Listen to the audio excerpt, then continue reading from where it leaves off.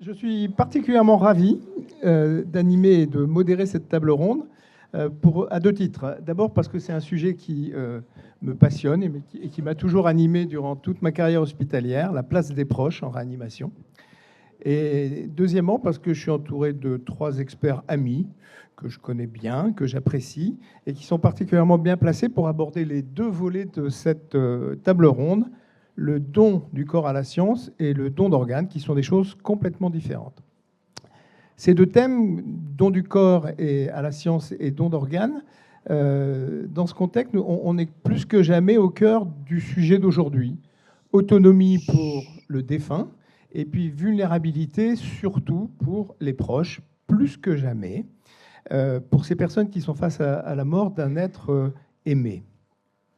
Avec une petite confrontation supplémentaire, qui est toujours un petit peu particulière, la nécessité de l'abord et du don d'organes ou du don de corps, mais ça a été anticipé. Alors, on va commencer par le don du corps. À la science, j'ai aucune compétence dans le domaine, c'est clair. Par contre, j'ai une expérience que j'avais envie de vous livrer et ce qui va me permettre de amorcer les trois questions que j'aurai à poser à Grégoire. Je suis sollicité pour être personne de confiance d'un couple de 85 et 86 ans, que je connais bien, et qui ont 7 enfants. Et ces personnes me livrent des directives anticipées qu'ils avaient rédigées, claires, précises, et souhaitent faire don de leur corps à la science. Arrive la discussion familiale. Sur les 7 enfants, 6 sont tout à fait d'accord avec le souhait des parents et l'acceptent, trouvent même que c'est plutôt quelque chose de positif. Et l'une ne peut pas. Elle est dans une vulnérabilité telle qu'elle dit « mais c'est pas possible et on est au bord de la rupture familiale, je ne pourrais pas vivre ça, je ne pourrais pas accepter de penser que mes parents ont été disséqués, même pour... le bien de la science, pour moi, c'est impossible. Et vraiment, on est au bord de la rupture, et presque en disant, vous faites ce que vous voulez, mais si vous faites ça, on ne se verra plus parce que ce n'est pas possible. Alors, du coup, cette anecdote qui m'a toujours un peu marqué m'amène 3 questions, Grégoire. La première, est-ce que tu peux nous, parce que je n'ai pas de compétences, est-ce que tu peux nous donner quelques chiffres sur le don du corps à la science, en France, à Caen particulièrement? Quelle est la place offerte aux proches? Parce que ça, ce que je vous rapporte, c'était de manière anticipée, mais des fois, les gens ne sont pas prévenus, et tout d'un coup, il leur arrive cette décision un petit peu brutalement. Et troisième question, ça va te permettre de développer, est-ce que dans ton équipe, vous avez déjà rencontré des situations de tension, voire de conflit, par rapport au don du corps à la science? Alors déjà, sur les chiffres, il y a 2 chiffres qui sont des chiffres qu'il faut appréhender avec une certaine complexité. Puisqu'on est dans une temporalité du don longue, il y a en gros 30 000 donneurs inscrits sur les registres, puisque à partir de tout âge de la vie, dès que vous êtes majeur, vous pouvez vous inscrire. En gros, les inscriptions se font plutôt passer 65-70 ans. Et vous avez 30 000 personnes potentiellement donneurs, et vous avez en gros 3 000 à 4 000 dons par an. Donc, c'est le flux de ceux qui décèdent. Et sur Caen, en gros, il y en a 180 à 200 par an. Voilà. Donc, il y a ce flux continu. Avec un élément important dans le débat public, c'est qu'il y a donc des gens qui ont consenti aux dons il y a 20 ans, 30 ans, dans un cadre qui n'était pas forcément le cadre d'aujourd'hui, en ce qui concerne le sujet de l'information des proches, la sensibilisation de son environnement. Question un peu... annexe, il faut bien que je la place, c'est que c'est un don volontaire de son vivant auquel les proches ne peuvent rien dire.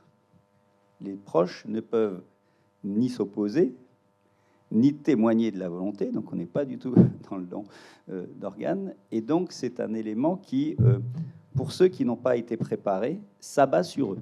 Et autre chiffre que tu ne m'as pas demandé, mais que je donne, c'est le propre des études qu'on a menées, on sait que 40% des donneurs n'en parlent pas à leurs proches, dans l'antériorité, mais également encore aujourd'hui, parce qu'ils savent que c'est source de conflits et de symboliques compliquées. Donc 40% n'en parlent pas, ne savent pas comment parler ou ne souhaitent pas en parler. Voilà. Donc au moment où le décès survient, je réponds à ta question annexe. Oui, c'est violent pour des proches qui apprennent cette démarche dans une temporalité contrainte et qui nous sollicitent en disant oui, est-ce qu'on peut s'y opposer? Et la réponse est non.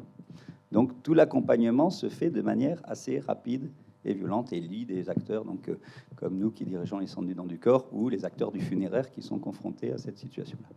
Donc vous voyez que dans l'incantation collective qui consiste à dire « parlez-en à vos proches », comme on dit dans le don d'organes, on devrait continuer bien sûr à le dire dans le don du corps, mais je pense qu'il y a une complexité symbolique différente que vous avez déjà appréhendée, c'est le fait que le corps est substitué au travail de deuil parce que ce corps, contrairement au don d'organes, ne revient pas aux familles. Et en plus, s'il pourrait revenir, parce que la loi autorise désormais qu'il revienne, mais j'y reviendrai tout à l'heure, dans un délai qui peut être de 3, 4, 5 mois, parce qu'il faut informer ce qu'est un centre des dons du corps, l'usage des corps.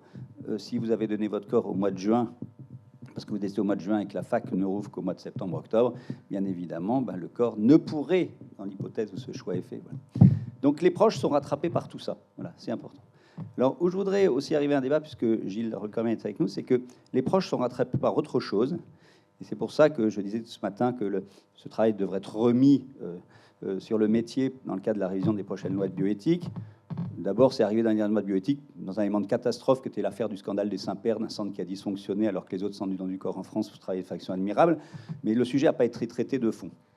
Et donc, on a dit c'est mis dans les lois de bioéthique, mais rien n'a été pensé. Et ce qui n'a pas été pensé, c'est quand même la question de ce don inconditionnel. Gilles, on a écrit là-dessus. Il faut que vous sachiez que les proches vont être confrontés à l'avenir dans une autre problématique, qui va être celle aussi de ceux qui gèrent les centres, c'est qu'on risque d'avoir plus de corps que l'on en a besoin. Et que donc il y a un choix de société à faire. C'est de se dire, est-ce que les facultés de médecine et l'université vont être le lieu de passage de corps dont on n'aura pas besoin? C'est-à-dire que si on a besoin de 180 corps et qu'on en a 200, 220, 250, et que quelque part on va créer un circuit funéraire annexe, ou est-ce qu'on va devoir redire à ses proches, nous n'avons pas besoin de ce corps dont pourtant le défunt a souhaité faire un don, mais du coup, les organisations des obsèques vous incombent, et il faut aussi dire, y compris au plan financier. Donc vous voyez que moi je suis là pour énoncer les questions, la société devra se prononcer sur ces questions. Et autre évolution que les textes qui ont été faits un peu rapidement ont mis en œuvre, c'est qu'on a dit, puisque c'est violent pour une famille de ne pas pouvoir recevoir ce corps, il est proposé au nouveau donneur de pouvoir faire un choix, de soit voir les cendres de son corps restituées à la famille, soit de voir le corps restitué à la famille. Sur ce deuxième point, ceux qui gèrent les centres de corps, les spécialistes un peu du domaine, disent qu'il faut rappeler que c'est compliqué et pas possible, et qu'il y a des promesses qui n'auraient pas dû être faites dans ces textes-là. Parce que rendre un corps à distance, ça peut être un corps abîmé, ça peut être un corps morcelé. Il faut dire les choses, d'accord ? Ça veut dire que le corps n'est pas respecté, mais l'usage qui est fait de ces corps rend complexe la restitution d'un corps entier, et que c'est quasiment impossible pour des cendres du corps. Par contre, le retour des cendres est une bonne évolution, mais qui a un impact sur... Pour moi, je pense que l'économie doit être mise dans le débat public. Ça a un coût pour la société. Aujourd'hui, ça veut dire que c'est les universités qui doivent faire un parcours individualisé des corps, là où avant il y avait des rites collectifs, d'accord, c'est-à-dire les corps partaient ensemble au crématorium. Ça veut dire qu'il faut une urne funéraire individuelle. Et dans le débat public, parce qu'il y a une espèce de pudibonderie à la française, on n'a pas dit qui paye quoi, explicitement. Donc il faut aussi aborder ces questions d'organisation. Donc voilà, donc les proches, ils sont dans tout ça. Et je rajouterai, non pas une boutade, mais une anecdote. Quand vous dirigez par ailleurs la chambre mortuaire du CHU, il y a des parents qui disent « mais je savais qu'il était donneur de corps, mais la démarche d'inscription n'a pas été faite sur le registre ». Donc on dit « c'est pas possible ». Et quand les familles, qui sont ce qu'elles sont, discutent, il y en a qui disent « ah oui, je suis sûr qu'il était donneur du corps », mais la sœur d'après me dire « mais non, vous savez pourquoi il dit ça? C'est parce qu'il ne veut pas payer les frais d'obsèques ». Non, mais voilà, il faut c'est des boutades, mais c'est des réalités humaines. Et puis au bout du bout, il y a des vrais parents, des vrais proches qui nous disent il aurait voulu être donneur, mais il n'a pas fait la démarche. Donc il faut aussi dire aux gens qui sont dans la salle, si vous êtes donneur, faites la démarche et venez vous inscrire sur le registre, parce que les gens ne le savent pas forcément. Voilà, à peu près ce que j'ai à répondre à tes interrogations globales. Et situation de tension et de conflit Situation de tension et de conflit, oui, c'est des pleurs et des larmes, mais vraiment, au centre du don du corps, que des fois Mylène et Guillaume me voient descendre en disant je descends pour rencontrer une famille. Le métier qui est le nôtre, c'est de faire de la médiation, de l'accompagnement. Mais oui, il y a des gens qui s'opposeraient presque et qui se mettraient un peu en travers de la porte en disant je ne veux pas qu'on fasse ça de mon fils, de mon mari et tout. Donc c'est humainement compliqué. Et puis après, oui, il y a encore une voie de la pédagogie et de la raison qu'il faut qu'on arrive à apaiser les choses. Voilà. Alors, autre sujet, mais qui s'y rattache un peu, le don d'organes. Alors, le don d'organes, je ne sais pas si tout le monde est au fait dans l'auditoire. C'est vraiment particulier, un peu exceptionnel. Et on se doit de respecter la volonté du défunt. Deux grandes situations. La mort encéphalique. Je ne sais pas si tout le monde sait ce que c'est qu'une mort encéphalique. Je vais essayer de vulgariser très rapidement. Merci de me dire que non. C'est la rançon un petit peu de la réanimation. C'est-à-dire qu'on a réanimé des patients, on est capable de les maintenir en apparente vie. Et il y a deux patients. Un patient qui est sédaté, qui est chaud, son cœur bat. Il est ventilé par notre respirateur, donc c'est le respirateur qui lui permet de respirer. Et on sait pertinemment qu'il est endormi, mais quand on lèvera la sédation, on espère qu'il va se réveiller et on fait tout en tout cas, et on met tout en œuvre, et on s'acharne pour essayer de le sortir de ce guêpier. Et juste à côté, il y a la même personne, pas la même, mais une autre, qui est tout aussi chaude, qui est tout aussi avec un cœur qui bat, avec un respirateur qui continue à l'aider à respirer, donc ça n'est qu'en réanimation, la mort encéphalique, et dont on sait pertinemment que le cerveau est totalement détruit, ne récupérera jamais, et ce patient est en mort encéphalique, il est donc décédé. C'est un peu particulier, j'arrondis les chiffres, hein, c'est 3000 personnes par an en France, et là-dessus, simplement 1500 seront prélevés. Donc c'est un contexte très particulier, et du coup, comme on ne peut plus rien pour cette personne qui est décédée, on se doit de se tourner vers son projet de vie. Quel était-il? En deux mots, est-ce qu'il était donneur d'organes ou pas, dès lors que ses organes n'ont pas été atteints? La plupart du temps, ce que je vous raconte là, ce sont des gros dégâts cérébraux, les cérébrolésés, dont tout le reste du corps est à peu près intact. Et donc, certains organes sont tout à fait viables. Et du coup, quel était son projet de vie? Est-ce qu'il était donneur ou pas? S'il était donneur, c'est assez simple. Il est donneur, on va aller jusqu'au prélèvement. Très bien. Il était contre, c'est assez simple aussi. Il est décédé, eh bien on va arrêter la réanimation. Avec le temps décent, avec tout l'accompagnement des proches, dont on va parler. Mais il est décédé. Mais la plupart du temps, ce n'est pas comme ça. On n'en avait jamais parlé. On ne sait pas. On ne sait vraiment pas. Et puis, à 20 ans, on ne parle pas de ça. Donc, c'est tout l'intérêt de la place des proches. Depuis 50 ans, la loi Caillavet, ça devrait être simple, on est tous donneurs, sauf si on a émis une opposition et si on a fait connaître de son vivant qu'on était pour un refus d'un tel prélèvement. Il y en a même qui vont jusqu'à dire qu'il faudrait carrément court-circuiter les proches, c'est-à-dire qu'il est inscrit sur le registre national de refus, on ne va pas le prélever, il n'est pas inscrit, on va le prélever et on va informer les proches. Un peu violent là aussi. Donc ça devrait être comme ça ne l'est pas. Et en pratique, les coordinations, elles sont confrontées à un vrai dilemme.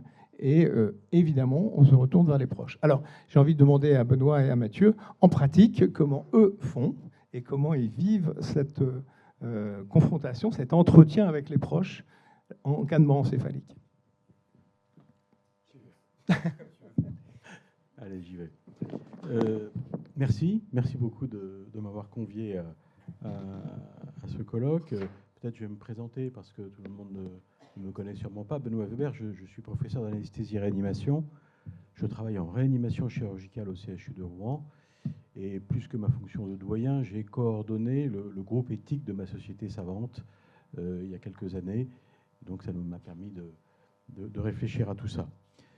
Alors, peut-être pour contextualiser ce que je souhaite vous dire, pour l'illustrer, je vais vous rapporter deux histoires que j'ai vécues en tant que médecin et qui, je pense, posent un certain nombre de questions. Ce sont deux histoires tristes, parce que vous l'avez compris, on parle de mort encéphalique, et je voudrais vous dire quand même tout de suite qu'il n'y a pas que des histoires tristes en réanimation, heureusement, puisque sur 10 patients qui rentrent en réanimation et qui sont en danger, on en sauve 8. Donc ce sont 8 belles histoires pour quelques-unes qui malheureusement sont tristes.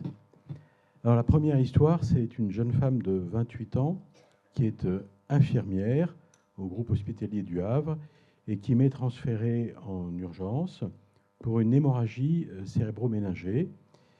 Elle arrive dans une situation neurologique catastrophique. Elle a une hypertension intracrânienne qui met en danger son cerveau. Et comme l'a expliqué Gérald, elle est en danger de passage en mort encéphalique parce qu'il y a un tel œdème dans le cerveau que le sang ne peut plus circuler. Je vois très vite, en constatant cette situation, une personne qui se présente, qui est une collègue infirmière, qui travaille tous les jours avec elle, qui se présente comme sa meilleure amie. Je lui explique la situation et très vite, cette collègue infirmière qui est sa meilleure amie me dit « mais c'est incroyable, j'ai travaillé avec elle la semaine dernière, nous avons parlé du don d'organes et elle m'a dit qu'elle était donneuse. Et donc, docteur, si elle passe en mort encéphalique, je vous le dis, elle est donneuse d'organes. » Bon. Je prends acte, je la remercie de ce témoignage, je prends acte de cela et je lui demande s'il y a de la famille. Elle me dit ah, c'est compliqué, elle a plus ses parents, je crois qu'il y a un frère, elle ne m'en a pas beaucoup parlé. Bon, bref, il y a un frère qu'on finit par joindre, et donc je joins le frère qui, d'emblée, a une relation assez difficile avec le médecin que je suis. D'emblée, il est tendu. Bon, je lui dis écoutez, il faut que je vous voie, c'est impératif, la situation est très grave. Votre sœur est à risque de décéder dans les heures qui viennent. J'ai besoin de vous voir. Il habite Paris. Il me dit, bon, je viens. Il y en a pour 1h30 à venir à Rouen. Et donc, eh bien, on s'occupe bien sûr de la jeune femme pendant ce temps-là et on fait le diagnostic de mort encéphalique. Elle passe en mort encéphalique et donc on fait le diagnostic du décès de cette jeune femme, mais comme l'a dit Gérald, alors que son cœur continue à battre et que potentiellement, on est dans une situation où on va pouvoir respecter le témoignage qu'on a reçu, qui est celui de donner ses organes pour sauver d'autres personnes. Le frère arrive, la relation qui était tendue au téléphone continue à être très tendue. Je lui explique que sa sœur est décédée, il s'énerve, et je réussis à lui expliquer que la situation, et à lui demander qu'est-ce que sa sœur pensait d'un potentiel don d'organes. Et là, il me dit, mais je ne veux pas. C'est hors de question. Vous n'y toucherez pas. Je dis, bon, on discute, et puis je dis, écoutez, merci de votre témoignage. Hein. Et il s'en va, mais fâché. Hein. Et donc moi, j'ai un dilemme. Je me trouve dans une situation où... Alors, plus exactement, comme ce monsieur, je dis, mais votre sœur, là, vous l'avez vue récemment? Il dit, non, je ne l'ai pas vue depuis 10 ans. Et on s'était fâchés. Et donc j'avais une situation où le proche me disait qu'il ne voulait pas, il ne voulait pas, et la meilleure amie me disait que elle, la patiente défunte, voulait. Alors, qu'est-ce que vous auriez fait? Non, j'ai pas fait de vote, je peux vous dire. Hein. Mais c'est une situation qui n'est pas si simple quand même. Hein. Alors évidemment, je la caricature un peu dans ma présentation, donc je pense que vous auriez tous fait comme moi. C'est-à-dire que vous auriez pratiqué le prélèvement d'organes pour pouvoir respecter la volonté de la défunte qui me paraissait bien exprimée par sa meilleure amie. Mais le frère, quand même, hein, s'y était opposé. Bon, j'ai appelé le directeur de garde, on a passé un petit coup de fil au procureur, tout ça pour... voilà. Et on a pratiqué le prélèvement, je me suis fait injurier largement, mais je pense que j'étais dans la logique de respecter la volonté de la patiente. Deuxième histoire, un jeune homme de 30 ans qui a un accident de la route, polytraumatisé avec un traumatisme crânien gravissime. Bref, il passe en mort encéphalique 24 heures après son admission, malgré tous nos efforts hein, de neuroréanimation bien conduite. Et donc on voit la famille qui est très nombreuse.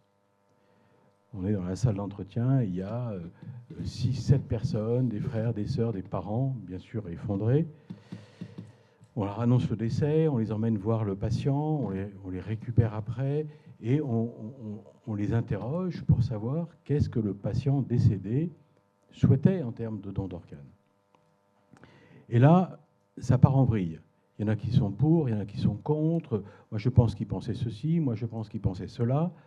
C'est assez tendu, hein, parce qu'ils se disputent jusqu'au moment où un des frères arrive et dit « Écoutez, je viens de trouver dans son portefeuille sa carte de donneur d'organes. » Et là, tout le monde s'est apaisé et on a pu respecter la volonté du défunt et pratiquer le don d'organes comme il le souhaitait. Et donc ça, c'est un message qui est très fort, qui est double. C'est en France, on respecte la volonté des défunts. Encore faut-il qu'il l'ait exprimée. Et je pense que cette histoire souligne l'absolue nécessité d'en parler en famille. Ça a déjà été dit, mais c'est très important. Et il faut en parler quand tout va bien. Parce que quand tout va bien, on peut en parler. Quand ça va mal, c'est plus compliqué.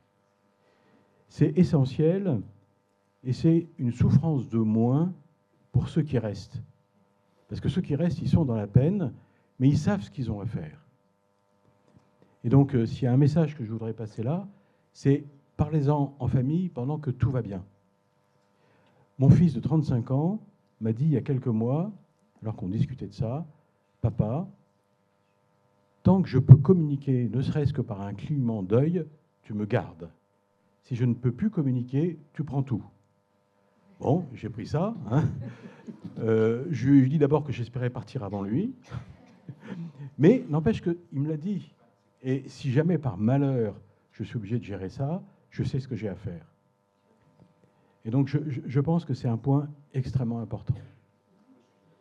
Alors, pour après contextualiser un peu cette relation avec les familles et les patients, il faut juste se rappeler qu'on vient d'une médecine qui était hyper paternaliste au XXe siècle, jusqu'au XXe siècle, et qui évolue, tant mieux, assez vite, avec une certaine lenteur peut-être pour les patients, mais assez vite en fait, dans son approche de la relation médecin-patient et médecin-famille.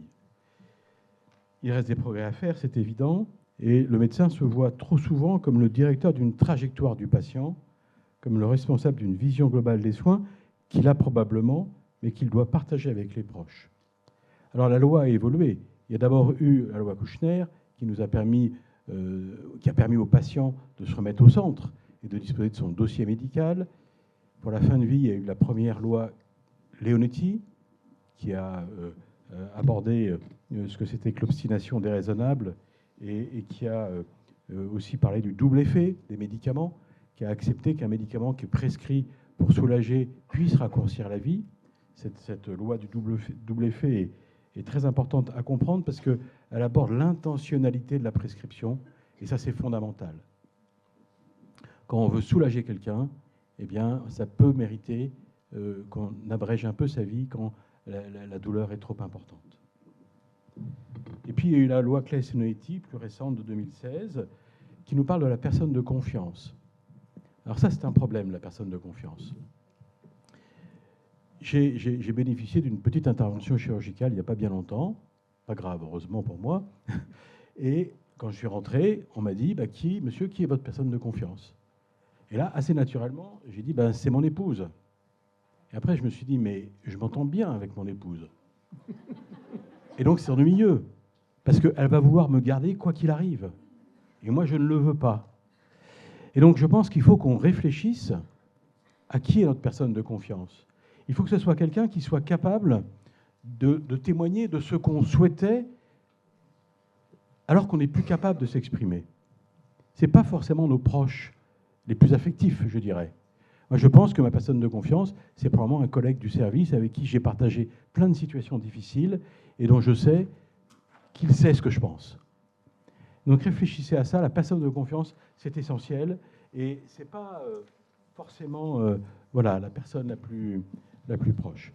Les directives anticipées, qui ont été aussi mises en avant par la loi Claes-Noëti, c'est aussi un problème parce que les directives anticipées, je ne sais pas qui a écrit ces directives anticipées dans la salle, je ne vais pas faire un... Oui, vous pouvez lever la main ? Voilà, donc peut-être 3-4%, quoi. Hein. Donc assez peu, et c'est normal. C'est normal parce que quand on va bien, ce n'est pas naturel d'écrire ces directives anticipées. C'est probablement beaucoup plus simple quand on se sait malade et qu'on peut discuter avec son médecin des conséquences de sa maladie et de dire qu'est-ce qu'on accepterait dans le cas de sa maladie et qu'est-ce qu'on n'accepterait pas. Alors, bon, je vais passer sur la collégialité qui a été abordée précédemment et la vie extérieure. Il ne faut pas confondre collégialité et consensus. Hein, le médecin doit s'appuyer sur une discussion collégiale. En gros, on évite la décision d'un médecin isolé, fatigué le matin après une nuit blanche, mais donc il se doit d'en discuter. Mais évidemment, la responsabilité médicale, je crois, doit s'exercer et elle est toujours là. C'est intéressant aussi de voir que la loi Claeys-Leonetti met la famille et les proches à égalité. La famille n'est pas prédominante d'un proche. Ça rappelle à ma première histoire. Hein, l'ami était probablement un plus grand témoignage que la famille. Bon, et puis là, je passe sur la sédation profonde et continue. Et donc, on a un arsenal qui est solide pour le réanimateur, qui devrait pouvoir résoudre l'immense majorité des situations, accompagner les patients et leurs familles vers le don d'organes, quand ils le souhaitent, que ce soit en cas d'état de mort encéphalique ou de Maastricht 3, peut-être qu'on abordera ce point-là. On va en parler après. Et pourtant, il y a de plus en plus d'histoires de judiciarisation des situations, témoignant d'une difficulté des familles à se retrouver dans ces fins de vie et dans ces annonces de mort encéphalique ou de décès. Et pourtant, les familles comme les médecins veulent évidemment le mieux pour le patient, mais chacun, dans ces situations-là, avec une approche qui ne converge pas. Je pense qu'il faut se rappeler qu'on a la nécessité, dans ces situations, de remettre le patient au centre du processus, avec un objectif de définir ensemble, équipe médicale et famille, un projet de soins pour ce patient qui n'est plus en capacité de s'exprimer et qui peut être un projet d'accompagnement devant une vie qui va se finir. Il faut se rappeler la nécessité de prendre du temps. Le médecin doit accepter que le temps soit nécessaire au travail d'intégration, de compréhension, d'acceptation d'un projet de soins, surtout quand c'est un projet d'accompagnement. Il faut se rappeler que faire comprendre à des proches, à une famille dans la souffrance, que ce qu'il leur est demandé, c'est de témoigner de ce que le patient aurait souhaité pour lui, et pas ce qu'eux, ils veulent, est un art difficile qui nécessite un savoir-être médecin parfois extrêmement élaboré et qui nécessite toujours que le médecin abandonne une position de sachant, le pire étant les certitudes. Quand le médecin affirme des certitudes, eh bien la famille doute et elle a parfois raison. Alors en conclusion, le respect de la volonté du patient doit être le point de repère, l'objectif. Quand il est connu, c'est toujours beaucoup plus simple. Quand il n'est pas connu, chacun fait au mieux, mais bien sûr. Mais l'objectif devrait être que médecins et proches soient conjointement responsables de privilégier une décision éthiquement acceptable pour le patient, au risque de ce qu'on peut appeler un résidu moral pour l'un et l'autre, pour le médecin et pour la famille. Autrement dit, il faut quand même arriver à trouver le bon compromis dans l'éthique respectée de chacun. L'acceptation de l'incertitude et de la subjectivité comme partie intégrante de la délibération doit mener à une co-responsabilité des médecins et des proches pour la construction de ce projet de soins. L'accueil des familles en réanimation est un acte éthique autant que médical qui traduit la valeur que nous donnons à la relation humaine dans un univers médical souvent hautement technologique et vécu comme déshumanisé.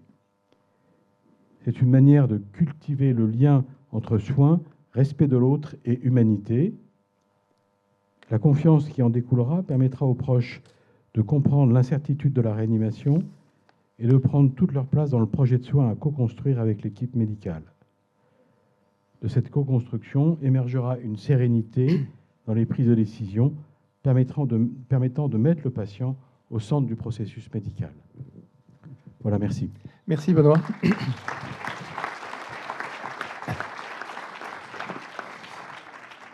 Et toi, Mathieu, dans ta pratique, avec une petite question en filigrane, est-ce que la loi te convient ou est-ce qu'il y a lieu d'y apporter quelques modifications ?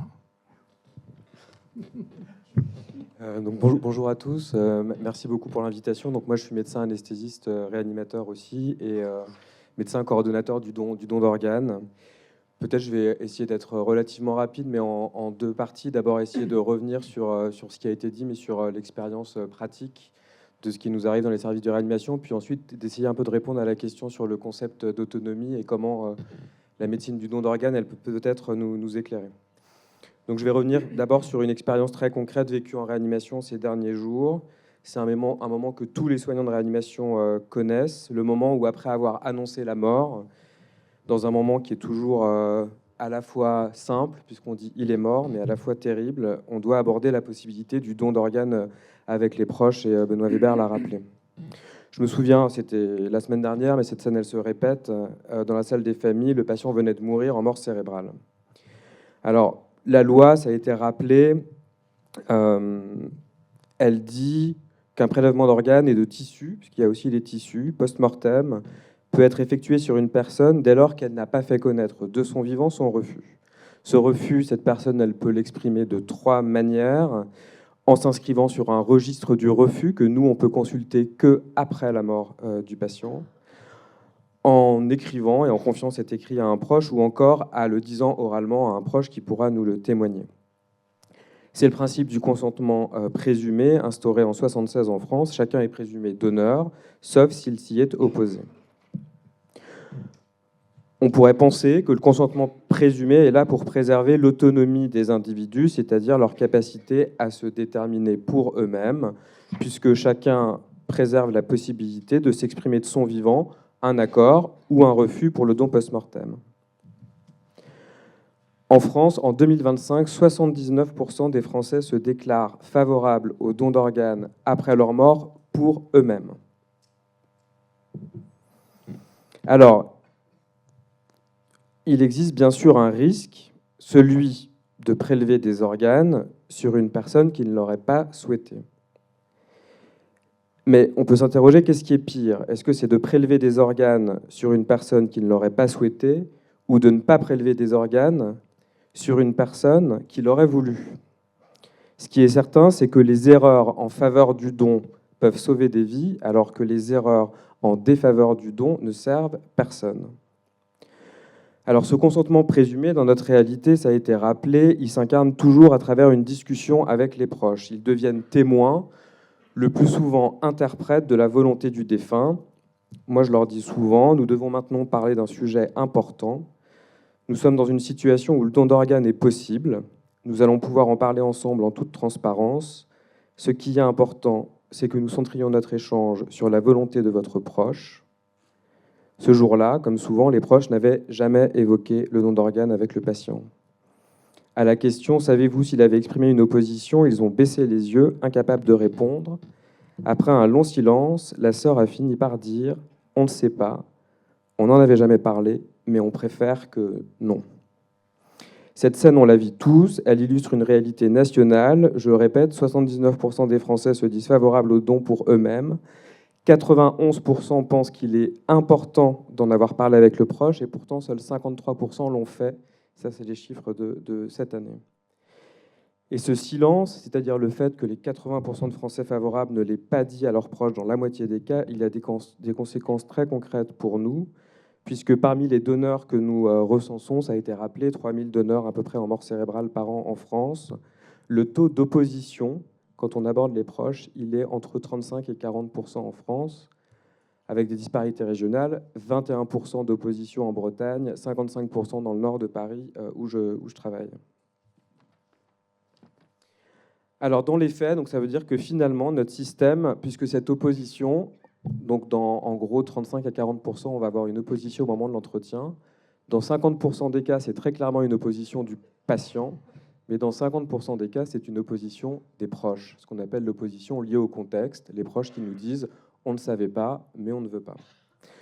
Donc finalement, c'est un système de consentement présumé qu'on dit soft, puisque si la loi pose le principe du consentement présumé, la décision effective aujourd'hui dans le don d'organes, elle reste largement médiée par les proches.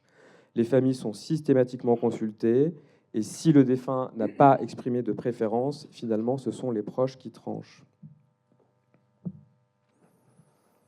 Alors, une fois qu'on a parlé de cette réalité, je voudrais voir en quoi, finalement, cette tension entre le cadre légal du consentement présumé et notre réalité pratique, qui est que finalement les proches occupent une place de premier plan, en quoi ça peut interroger la notion d'autonomie. Alors, quand on parle d'autonomie, peut-être déjà on peut se demander de comment on la définit et puis après, quelle valeur on lui donne.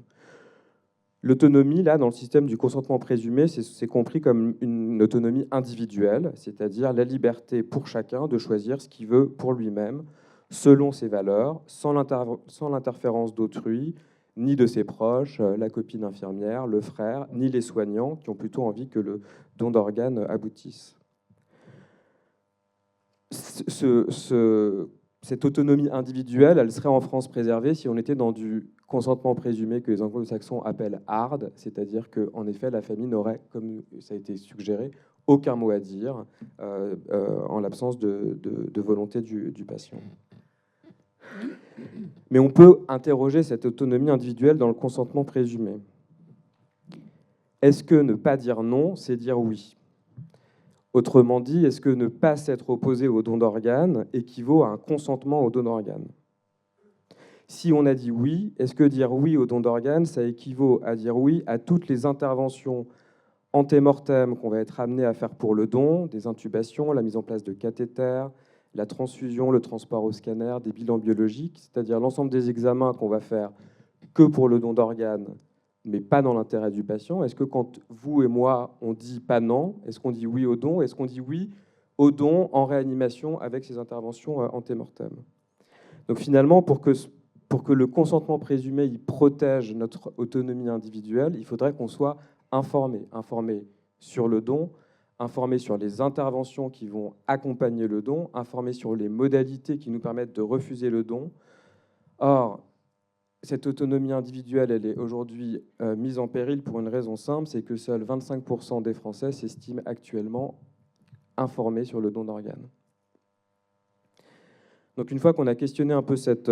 j'ai encore 2 points à aborder. Une fois qu'on a questionné cette autonomie individuelle qui serait préservée par le consentement présumé, est-ce que finalement être autonome, c'est vraiment être autonome individuellement ?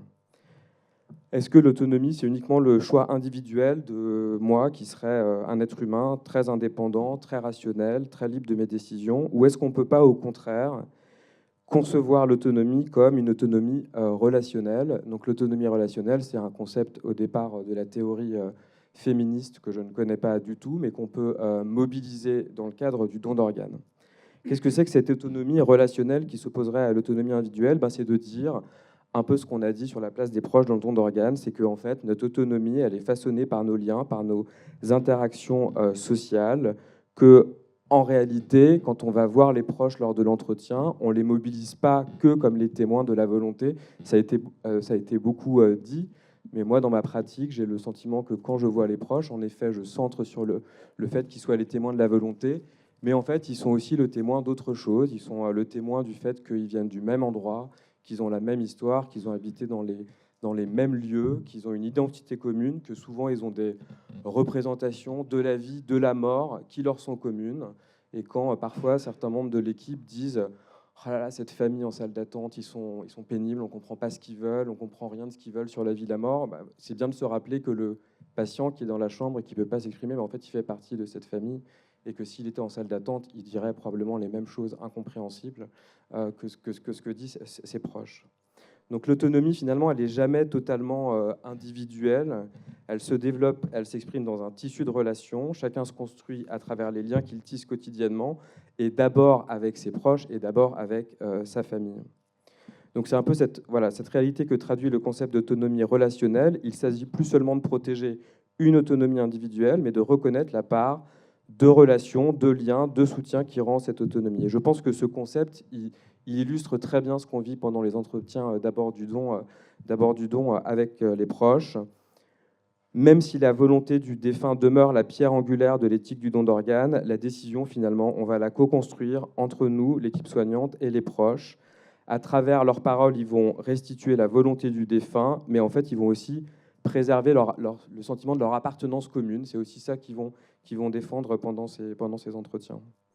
Donc ça nous invite encore une fois à considérer que cette co-construction n'est pas une trahison, à mon avis, du principe d'autonomie, mais au contraire, que cette co-construction d'une autonomie relationnelle, c'est un accomplissement concret. Et d'ailleurs, quand dans cette construction, il y a un consensus entre la volonté du patient et ce que rapportent les proches, c'est là qu'on a le sentiment, finalement, d'avoir le plus été dans le respect de l'autonomie. En pratique, comme on est dans un système de consentement présumé qui est dénommé de soft, c'est bien ça qu'on fait, en fait. C'est bien qu'en fait, on va articuler dans la pratique l'autonomie individuelle du patient, le respect de sa volonté, et l'autonomie relationnelle, c'est-à-dire l'appartenance à sa communauté de proches, même si on a dit que c'était compliqué.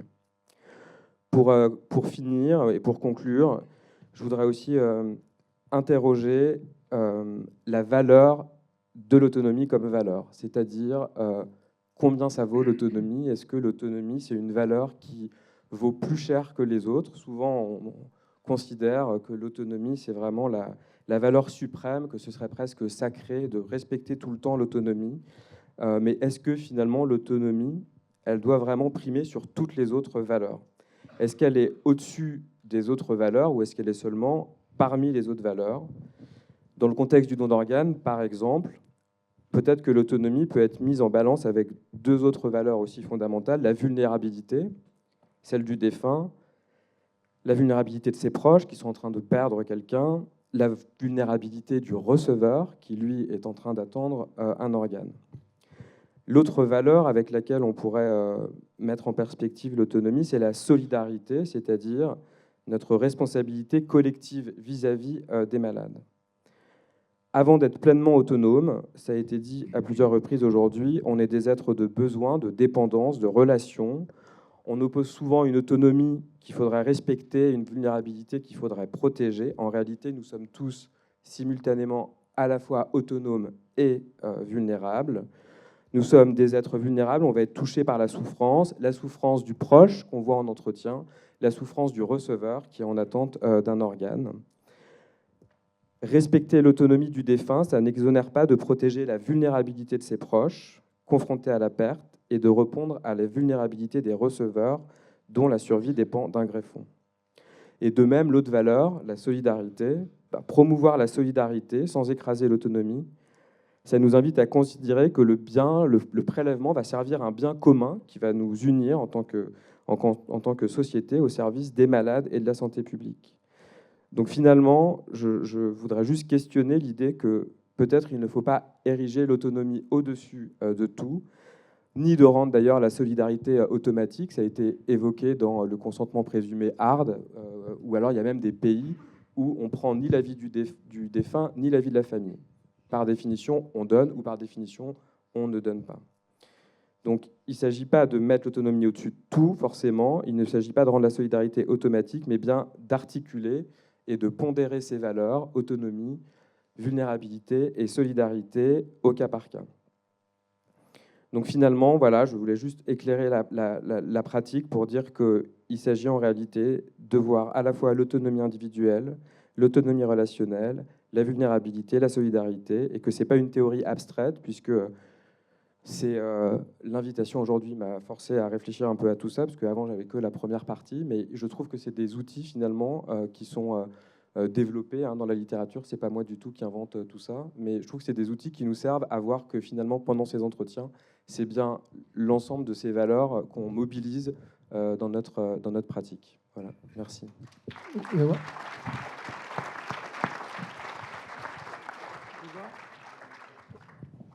Merci à Benoît et Mathieu de nous faire réfléchir, mais comme on est dans les états généraux de la bioéthique, il y a Régis et Gilles qui représentent encore le CCNE ici, parce que les autres ont dû s'extirper, j'imagine, pour des contraintes. On peut quand même rouvrir le débat. Je ne veux pas dire qu'il sera conclusif sur le fait qu'on supprime le consentement présumé, mais on peut rouvrir le débat, on a le droit. Or, en France, il y a des sacralités. Henri Caillavet, c'est une sacralité. Grand homme, né en 1913, mort en 2014, âge vénérable. Qu'aurait-il décidé aujourd'hui? Alors, empreint de conception de la fraternité universelle, du don comme principe général d'altruisme auquel, en s'opposant, on montre que quelque part, on s'oppose au principe général de la solidarité universelle. C'était une sacrée philosophie, mais c'était une philosophie qui était une philosophie d'une époque dont on aurait dit que la société elle-même était paternaliste. Et j'ai le plus grand respect pour Henri Caillavet, mais il faut quand même le dire. Il y a des pays du monde où on dit, en France, vous êtes archaïque. Le consentement présumé aussi à l'époque d'Henri Caillavet, il faut relire, c'est parce qu'on n'avait pas non plus les outils de traçabilité du consentement explicite. Aujourd'hui, un consentement explicite, téléphonie mobile, permis de conduire, passage au moment des impôts, carte vitale, on a plein d'outils sur le consentement. Simplement, certains ont dit à l'international, la France a peur de changer. La peur a France de changer de paradigme. D'autres ont dit, la France a des valeurs spécifiques qu'il faut qu'elle garde, et le consentement présumé est une très belle valeur. Mais voilà, pour être dans un rôle de débat public, je pense qu'autour de ce qu'on dit là, il y a quand même quelque chose qui se joue autour de ça, de l'inconfort des professionnels, parce que, je ne suis pas le seul, mais rares sont ceux qui disent « remettons le débat sur le consentement explicite ». Et c'est un débat politique aujourd'hui. A-t-on peur de la parole des citoyens ? A-t-on peur réellement que les gens s'expriment librement ? Il y a aussi un peu de ça dans le débat public français. Peut-être juste pour rebondir sur est-ce qu'il faut remettre en débat le consentement présumé ? Je pense qu'il y a quelque chose de générationnel qu'il faut entendre. Moi, j'ai des jeunes internes, et en particulier des jeunes femmes internes, et on peut les entendre dans les débats. J'ai évoqué la théorie féministe, mais je pense que c'est encore la suite de ça, c'est-à-dire qu'aujourd'hui, il y a certains internes, présumer un consentement, ça ne parle pas. C'est-à-dire, ce que j'ai dit, c'est pas parce qu'on n'a pas dit non qu'on a dit oui. Je pense qu'il y a aussi quelque chose qui fait qu'il y a une génération à qui peut-être aujourd'hui ça parle pas. L'autre argument, c'est que souvent on dit que si on passe dans le consentement explicite, on va diminuer l'accès au greffon parce que les pays qui seraient en consentement explicite auraient des taux de prélèvement qui sont moins importants. En fait, c'est pas tout à fait vrai. Ce qui est démontré, c'est que c'est le changement de système qui crée à un moment une perte de greffon. C'est-à-dire que les pays qui passent du consentement présumé au consentement explicite ou dans l'autre sens, il y a quelques années de flottement où, en effet, il y a une baisse de l'accès à la greffe. Et donc, c'est quand même, il y a des conséquences importantes si un jour on décide de changer de système. Juste un mot pour ne pas allonger la discussion. Moi, je pense que la relation médecin-famille, médecin-patient, elle doit être basée sur la confiance. Et donc, tout ce qui ira contre un dialogue permettant d'éclairer la prise de décision et d'aboutir à un projet de soins commun sera contre-productif à mon sens. Et qu'il faut travailler sur cette relation de confiance qui devrait, dans l'immense majorité des cas, permettre d'aboutir à une décision qui sera celle, on l'espère, la meilleure pour le patient. Et donc, tout ce qui est... on va imposer... Je suis très prudent. J'aimerais pour finir, même si on va essayer d'être court parce que le temps passe, mais quand même, en matière de don d'organes, il y a plusieurs possibilités. Soit j'ai essayé de faire œuvre de vulgarisation tout à l'heure avec la mort encéphalique. C'est une source de possibilité de don d'organes. La deuxième, c'est le don du vivant. Mais là, on est en train de parler du respect de la volonté du défunt, donc on ne va pas en parler. Il y a une troisième possibilité, c'est ce qu'on appelle, je vais essayer là encore de vulgariser, ce qu'on appelle en termes techniques, les patients qui sont en statut de Maastricht 3. Je vais passer assez vite et essayer de vous faire saisir. Mort encéphalique, le patient est décédé, on le sait, son cerveau est irrémédiablement mort, mais il a un cœur qui bat. Et on fait dès lors, non pas une réanimation pour le sauver, puisqu'on sait qu'il est mort, mais une réanimation pour les organes, surtout en vue éventuellement d'un prélèvement. Il y a un autre cas de figure en réanimation, c'est les patients qui ont des organes à peu près sains, mais qui ont quand même un gros traumatisme crânien, mais qui ne sont pas passés en mort encéphalique. Ils ne sont donc pas décédés. D'accord ? Et on sait, et on a le droit, et la loi nous y autorise, qu'on va, pour ce patient, arrêter la réanimation parce qu'on est dans l'acharnement déraisonnable et il n'y a plus de solution pour lui. On ne le remettra pas, on le fera pas revenir à son état antérieur. Et la loi nous autorise, depuis 2014, à rencontrer les proches, savoir quel était le souhait, là encore, de ce patient, quel était son projet de vie, et s'il était favorable au don d'organes, arrêter la réanimation, débrancher le patient, attendre l'arrêt cardiaque. Mort encéphalique, on était à cœur battant. Là, on va être à cœur arrêté. Mettre en route, dès lors qu'il était favorable à un don d'organes, une circulation extracorporelle, régionale, qui va permettre d'irriguer les organes et puis d'aller vers un prélèvement. 2014, autorisation, il faut être un centre autorisé, avec un dossier un peu lourd à remplir. Rouen est autorisé, Lariboisière est autorisé, Caen est autorisé, et c'est un cas de figure un peu particulier. C'est encore plus rare que la mort encéphalique. Mort encéphalique, c'est 3000 personnes par an en France. Maastricht 3, c'est 300 donneurs. Donc, ma question que j'ai envie de poser, j'espère que je suis assez clair dans ma vulgarisation, parce que c'est des trucs un peu techniques, mais c'est important de savoir, parce que si un jour vous y êtes confronté, vous allez dire, mais on ne m'a jamais parlé de ça. Ma question, c'est simple, c'est est-ce que dès lors, l'entretien est le même que pour quelqu'un qui est en mort encéphalique? Parce que là, on touche à la mort anticipée. Le patient n'est pas décédé. Il va l'être, on le sait, mais il ne l'est pas. Donc, je ne sais pas quelle est votre attitude dans chacune de vos équipes. Alors, juste pour être clair dans la vulgarisation, c'est 2 cas de don d'organes post-mortem. Donc, on parle bien de donneurs décédés dans les 2 cas. C'est juste qu'on peut... il y a 2 séquences aujourd'hui décrites pour mourir. Soit on meurt d'abord du cerveau, soit on meurt du cœur, donc du cerveau. Mais la mort aujourd'hui dans le monde, c'est considéré comme étant la mort du cerveau. Donc, soit on est mort du cerveau à cœur battant, soit on est mort du cerveau à cœur arrêté. Mais dans les 2 cas, on parle bien de donneurs morts. Aujourd'hui, on dit que le Maastricht 3, donc ce type de don d'organes, donc arrêt des traitements en réanimation chez un patient en fin de vie, c'est pas beaucoup, c'est 300 personnes par an en France, donc on est vraiment dans un sujet de niche pour l'instant. Mais il y a d'autres pays, comme l'Espagne, pas très loin, où c'est la majorité de leurs donneurs d'organes, puisque c'est un débat un peu technique, mais on va peut-être à l'avenir switcher de la mort cérébrale vers la mort circulatoire. Donc c'est juste pour dire qu'on n'est pas à l'abri que demain ce soit la majorité de nos donneurs. Alors, est-ce que c'est différent dans l'abord des proches? Dans l'abord des proches des morts cérébrales, comme je l'ai présenté là, puisqu'on a pris le donneur le plus fréquent, on dit il est mort. Une fois que la mort est acceptée par les proches, on fait souvent un temps de pause, on les revoit après. Qu'est-ce que vous avez compris? J'ai compris qu'il était mort. Comme il est mort, on va pouvoir envisager un don d'organes. S'était-il opposé? Là, il va falloir qu'on aborde différemment les choses. On va leur dire on va arrêter les traitements parce qu'on a qualifié l'obstination déraisonnable. On va vérifier qu'ils ont compris et qu'ils acceptent cette idée-là. Ensuite, il va falloir expliquer, être sûr qu'ils ont compris que quand on va arrêter les traitements, qu'on va débrancher le respirateur, il va mourir.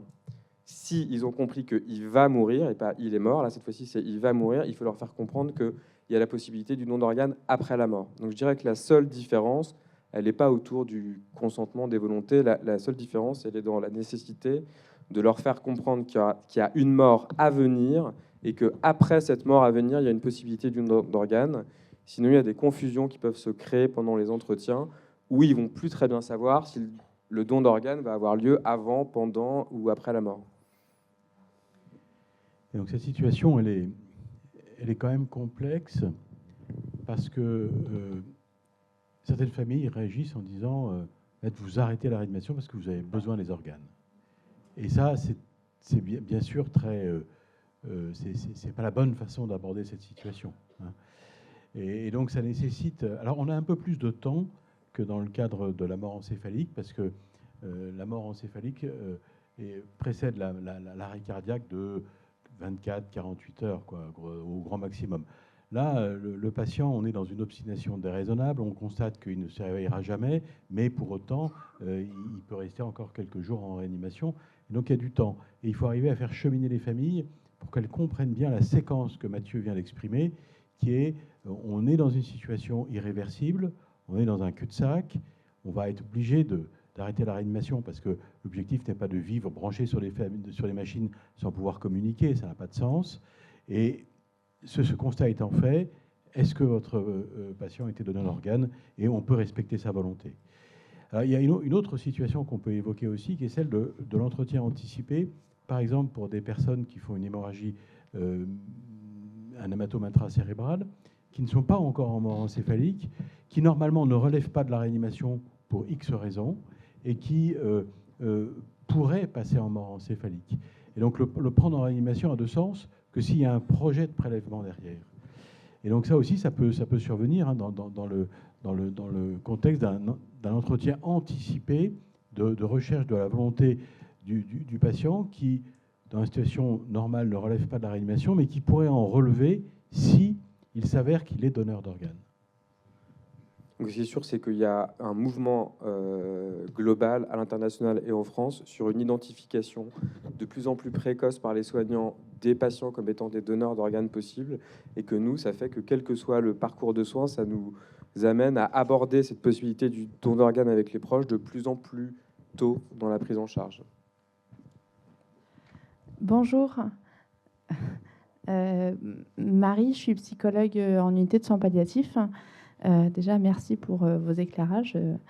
Je voulais savoir si ça vous était déjà arrivé d'avoir des patients, pour le coup, qui s'expriment avant leur mort sur un potentiel don d'organes.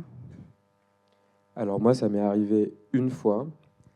C'est une situation qui a été très inconfortable. Donc c'était un patient qui était en fin de vie en réanimation, mais qui pouvait encore s'exprimer, chez qui on allait arrêter les traitements sous sédation profonde et continue, parce que ça allait avec sa situation clinique et ce qu'il voulait. Et donc c'est un malade un peu de soins palliatifs, mais qui est en réanimation et qui peut s'exprimer. Ça a été très inconfortable pour l'équipe, parce qu'en réanimation, souvent on aime bien les patients qui ne s'expriment pas, parce qu'en tout cas on y est habitué. Là, c'était un peu perturbant.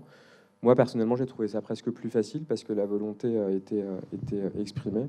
Et je profite qu'il y ait des membres du CCNE pour dire que peut-être demain, si on a l'adactive à mourir, il y a des patients qui vont dire « je veux l'adactive à mourir et je veux donner mes organes après ma mort », comme ça se fait en Belgique, aux Pays-Bas ou au Canada, où alors là, c'est l'explosion des donneurs Maastricht 5, donc ceux qui vont donner leurs organes après une adactive à mourir. Et donc, c'est des situations auxquelles on risque d'être de plus en plus confrontés. C'est effectivement assez rare en réanimation. Pour ces situations-là, il y a un certain nombre de patients qui peuvent s'exprimer en réanimation, ils ne sont pas tous intubés et ventilés, mais ceux qui s'approchent d'une mort encéphalique le sont toujours. Alors, moi, j'ai une situation que je peux rapporter qui était en réanimation de chirurgie cardiaque, un patient qui avait une assistance circulatoire externe, hein, une circulation extracorporelle, mais qui était parfaitement conscient. Seul le cœur ne marchait plus et il était par ailleurs tout à fait capable de s'exprimer. Et le constat de l'équipe a été qu'il n'y avait pas de solution à lui proposer. Il n'était pas éligible à la greffe et il n'y avait pas d'autre solution. Donc, il n'y avait rien à faire, quoi. Il n'y avait pas de solution thérapeutique. Donc, à un moment donné, ils se sont dit il va falloir qu'on arrête la CEC. On ne peut pas le laisser indéfiniment sous une circulation extracorporelle. Et là, le patient, ils ont expliqué aux patients ce qui se passait, qu'ils n'avaient pas de solution à lui proposer. Et le patient a dit mais je suis donneur d'organes. Et donc voilà, là, le patient a été capable réellement d'exprimer son souhait, ce qui a beaucoup perturbé l'équipe, parce que c'était une situation un petit peu inhabituelle. Et là, c'est important de remettre le patient au centre et de remettre le respect de la volonté du patient au centre du processus de soins. Je vais rebondir sur votre question pour dire, quand vous lisez la littérature anglo-saxonne, certains ne la posent pas comme vous. Vous dites, est-ce que le patient s'est exprimé? Certains disent, est-ce que les professionnels doivent poser la question à ces patients-là? C'est une question dure, hein, parce que ça veut dire qu'on est dans l'annonce du décès. Mais là aussi, c'est des différences culturelles. Il y a des pays où on est plus au clair avec la question de la vérité sur le temps de la mort, et où des professionnels l'abordent. Et en tout cas, pour revenir à ma question, moi, rite funéraire et don du corps à la science, je passe ce petit message aussi sur l'anticipation d'un décès aux équipes, parce que le patient sait qu'il va partir souvent. Il me semble qu'on pourrait faire preuve d'une forme de maturité, tout savoir, poser la question de comment ils souhaitent mourir, et peut-être comment ils souhaitent aussi la question de leur rite funéraire. Voilà, je dis ça aussi, parce que pour revenir sur mon sujet, je m'excuse de voler la vedette au réanimateur, c'est que ces questions non abordées pendant que le patient est vivant donnent lieu à des conflits en chambre mortuaire, et que je pense que si on sait avant, on soulage les proches, et qu'on fait du bien aux proches. Voilà, petit message que je voulais passer aussi. Alors sur les directives anticipées, il me semble qu'il y a un projet que dans le dossier médical partagé, il y ait dans la partie directive anticipée la question du don d'organes qui apparaisse clairement, un onglet. Moi, j'ai pas de réponse juridique sur la personne de confiance. Moi, dans ma pratique, j'ai du mal à hiérarchiser les directives anticipées, la personne de confiance, les proches, la famille, parce que en pratique, on doit faire avec tout le monde qui est là et avec tout ce qui a écrit. Et il n'y a pas de, on n'arrive pas en fait à imposer des directives anticipées à des proches qui n'en veulent pas, un consentement présumé à une famille qui ne veut pas le don d'organes. Donc en fait, en réalité, on doit composer. Donc moi, je trouve que c'est difficile de répondre que c'est facile de hiérarchiser entre la personne de confiance et les autres proches. C'est-à-dire que la loi hiérarchise, en fait. Mais en pratique, si on est obligé d'affirmer cette hiérarchisation, c'est qu'il y a un conflit. Et donc, ça ne va pas bien se passer. Et là, il faut essayer de faire cheminer les membres présents, toujours en remettant le patient au centre. Qu'est-ce qu'il aurait voulu? Comment on fait pour respecter sa volonté? Mais très clairement, s'ils sont en train de discuter qui est la personne de confiance, ou remettant en cause le choix du patient, ou disant « mais il a écrit ça, mais je ne suis pas d'accord », très clairement, c'est qu'il y a un conflit dans la famille et que ça va être compliqué. Ça, c'est certain. Puis la deuxième question, c'était quoi? C'était les directives anticipées. Les directives anticipées, il faut quand même qu'elles contiennent le positionnement face au don d'organes. Enfin, en tout cas, il faut que le patient s'exprime sur le sujet, que ce soit dans ces directives anticipées ou à côté. Mais c'est extrêmement important que ce soit exprimé pour moi. Juste parce qu'il faut qu'on va savoir notre grand témoin, mais pour votre question sur la personne de confiance, c'est intéressant parce qu'elle est au cœur de toute notre journée finalement. Historiquement, et je passe au contrôle de Gilles et de Régis, mais quand j'étais aussi dans les groupes parlementaires, le fait d'avoir hiérarchisé et d'avoir mis la personne de confiance en rang 1, c'était pour régler des problèmes de conflit entre familles. On s'est dit, ça va être simplificateur. Et puis effectivement, c'est au cœur de notre journée. Si vous estimez, ou si nous estimons en tant qu'acteurs du soin et de la prise en charge, que la personne de confiance n'est pas légitime, on l'a dit, parce qu'elle a pu être désignée dans de mauvaises conditions, ne pas être informée, je trouve que le débat mérite d'être ouvert. Je dirais juste ça, que le débat mérite d'être ouvert. Gilles a dit, il ne faut pas rester enfermé dans les textes, je signe.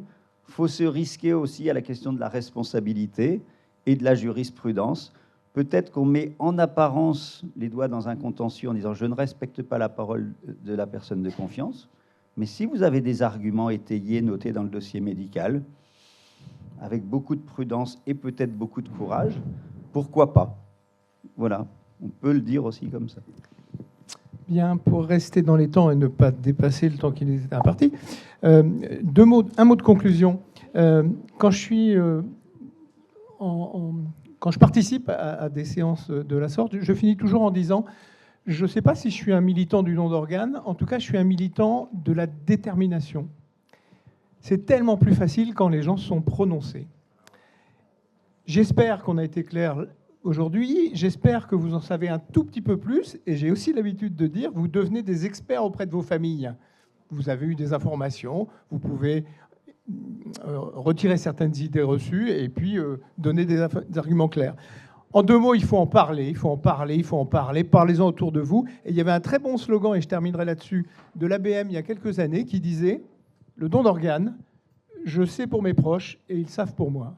Et ça, c'était assez simple. Merci beaucoup.